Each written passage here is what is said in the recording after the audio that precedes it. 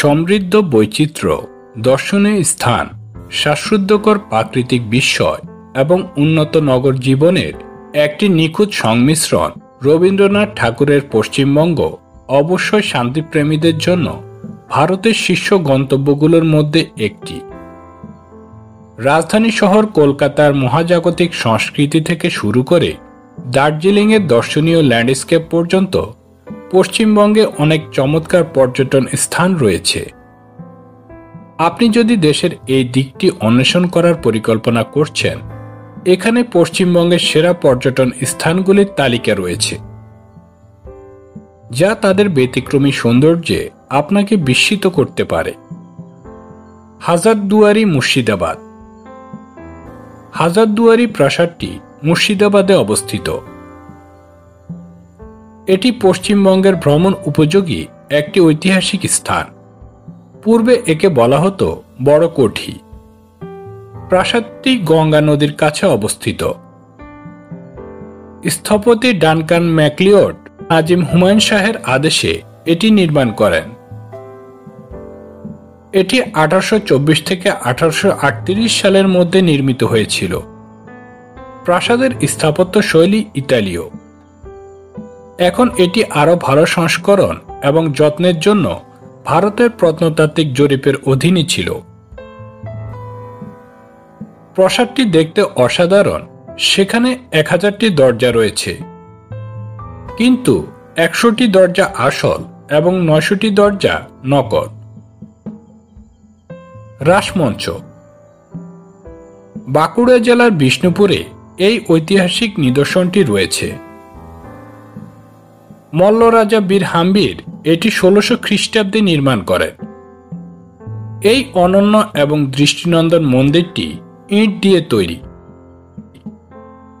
মন্দিরের ভিত্তি ল্যাটেরাইট পাথর দিয়ে তৈরি। মন্দিরটি তার আকৃতিতে একটি পিরামিডের মতো, আর মন্দিরের খোদাইগুলি অত্যন্ত চিত্তাকর্ষক। টেরাকোটার জন্য বিষ্ণুপুর খুবই জনপ্রিয়। রাসমঞ্চ বিষ্ণুপুর থেকে 27 কিলোমিটার দূরে অবস্থিত। এই স্মৃতিস্তম্ভের স্থাপত্য খুবই নান্দনিক এবং প্রচুর সংখ্যক পর্যটকরা এই ঐতিহ্যবাহী স্থান ভ্রমণ করেন। দক্ষিণেশ্বর মন্দির। কলকাতার দক্ষিণেশ্বরে অবস্থিত দক্ষিণেশ্বর কালী মন্দির। এটি একটি হিন্দু নবরত্ন মন্দির। হুগলি নদীর পূর্ব তীরে অবস্থিত মন্দিরের প্রধান দেবতা হলেন ভবতারিণী। পরাশক্তি আদ্য কালীর একটি রূপ, অন্যথায় আদিশক্তি কালিকা নামে পরিচিত। মন্দিরটি 1855 সালে রানী রাসমণি দ্বারা নির্মিত হয়েছিল। মন্দিরটি 19 শতকের বাংলার ভক্তিবাদী শ্রীরামকৃষ্ণ এবং মা সারদা দেবীর সাথে তার সংযোগের জন্য পরিচিত। এই ঐতিহাসিক মন্দির পরিসরে ভগবান শিবের 12টি বিভিন্ন নামসহ 12টি মন্দির রয়েছে। মন্দিরটি কঠোরভাবে বাংলার স্থাপত্যকে অনুসরণ করে। রানী রাসমণি ছিলেন মা কালীর পরম ভক্ত। Victoria Memorial. ভিক্টোরিয়া মেমোরিয়াল পশ্চিমবঙ্গের রাজধানী কলকাতায় অবস্থিত। এই দুধসাদা সৌধটি সবুজ বাগান দ্বারা বেষ্টিত, যা কলকাতার একটি প্রধান পর্যটক আকর্ষণ। এই ঐতিহাসিক স্মৃতিসৌধটি রানী ভিক্টোরিয়ার স্মৃতিতে নির্মিত হয়েছিল। ভাইসরয় লর্ড কার্জন এই সৌধটির পরিকল্পনা করেছিলেন, আর এই পরিকল্পনা সুন্দরভাবে বাস্তবায়ন করেছিলেন স্যার উইলিয়াম এমারসন। এই স্মৃতিসৌধটি নির্মাণে সাদা মাকড়ানা মার্বেল ব্যবহার করায় এটি আরো সুন্দর ও মোহময় হয়ে উঠেছে। প্রাসাদের অভ্যন্তর মিউজিয়াম, চিত্রকর্ম, মুদ্রা, মানচিত্র, অস্ত্র এবং অন্যান্য জিনিসে সমৃদ্ধ। এর বাগান দর্শনার্থীদের কাছে অত্যন্ত প্রিয়। বেলুড় মঠ। বেলুড় মঠ হল রামকৃষ্ণ মঠ এবং রামকৃষ্ণ মিশনের সদর দপ্তর, যা শ্রীরামকৃষ্ণ পরমহংসের প্রধান শিষ্য স্বামী বিবেকানন্দ প্রতিষ্ঠা করেন এবং এটি কলকাতার উল্লেখযোগ্য ভ্রমণের উপযোগী ঐতিহাসিক স্থানগুলোর মধ্যে একটি। মন্দির হল রামকৃষ্ণ আন্দোলনের প্রাণকেন্দ্র।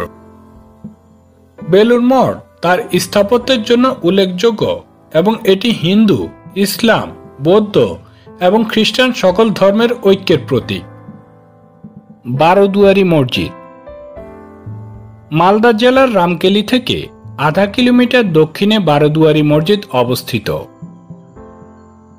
ইট এবং পাথরের একটি বিশাল আয়তাকার কাঠামোতে তৈরি এই মসজিদটি গড়ের বৃহত্তম স্মৃতিস্তম্ভ।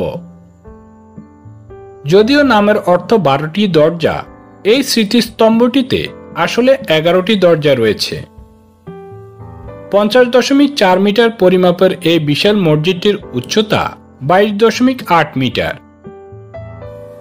আলাউদ্দিন হোসেন শাহ নির্মাণ শুরু করেছিলেন এবং তার পুত্র নাসিরউদ্দিন নুসরাত শাহ 1526 সালে তা সম্পন্ন করেছিলেন। ইন্দো আরবি স্থাপত্য শৈলী এবং অলঙ্কৃত পাথরের খোদাই বারোদুয়ারি মসজিদকে পর্যটকদের জন্য আরো আকর্ষণীয় করে তোলে। কোচবিহার প্রাসাদ। প্রাসাদটি কোচবিহারে অবস্থিত। এটি ভিক্টর জুবিলি প্যালেস নামেও পরিচিত। মহারাজা নৃপেন্দ্র 1887 খ্রিস্টাব্দে এটি নির্মাণ করেন। এই জায়গাটি কোচবিহার শহরের একটি সুপরিচিত ল্যান্ডমার্ক।